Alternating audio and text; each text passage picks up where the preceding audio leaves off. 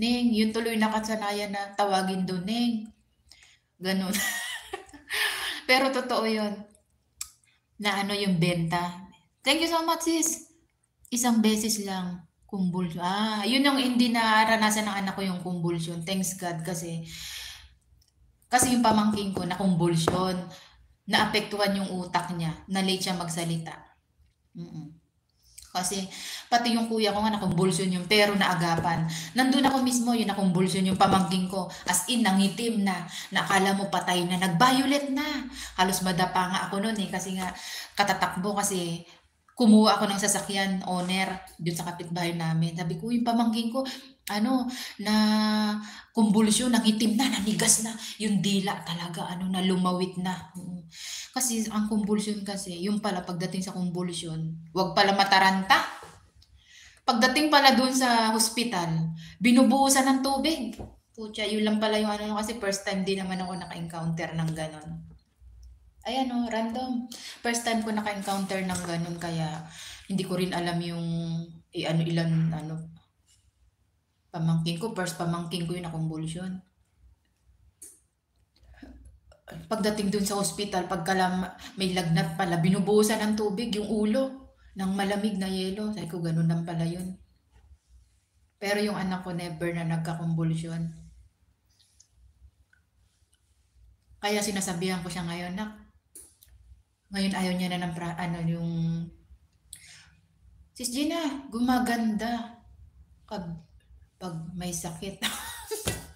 Kasi pumayat na nga ako, tsaka mga kinakain ko, ano, hindi na yung abuso noon, di ba? Yung kahit nakaano ko, kahit wala pa nga akong hilamos niyan, toothbrush lang, hindi ako naghilamos.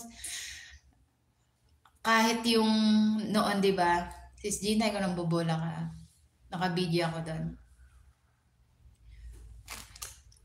Buti nga, kasama ko, biyanan ko. Oo, pag once na talaga kasama mo yung ano mo, yung ano, magulang mo, may ano, kumbaga parang, nandyan sila na agad. Pero hindi, pag first time mo nangyari yun, hindi mo alam yung gagawin mo, taranta ka talaga. May ads yung ano, isang account mo sis. Ay, ganun naman yun, pero wala pang 3K yun eh. Nandun nakabidyo ako. Alam mo sis Gina, kaya hindi ako yung mukha ko parang nakakalma. Kasi nga, di ba kahit may naano ko yun sa dugo, hindi ako na-stress yung parang iniisip ko na ano, yung, yung ganun nga. Nakaano pa rin ako. Hindi ko siya iniisip na mamamatay naman. Bakit sabi nila pag high blood, mainit ang ulo? Hindi naman. May alter ego. Oo, first time ko. Oo, ganun, 'di ba? Kasi ako yung nanganak ako, nandun yung nanay, tatay ko. Nakaano sila sa akin. Sabi ng nanay ko, matulog ka na kasi may trabaho ko. Pagkapanganak ko 1 buwan, nag-work na ako, pinapasok na ako ng manager kasi yung isa namang kapalitan ko, nabuntis naman. Di dalawa na kami buntis doon, cashier.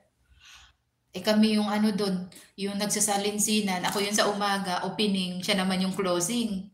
Nabuntis din yung closing. Siya naman minsan mag-opening, ako naman yung magko-closing. Ganun kami. Ngayon, pagkapanganak ko, pinapasok na ako.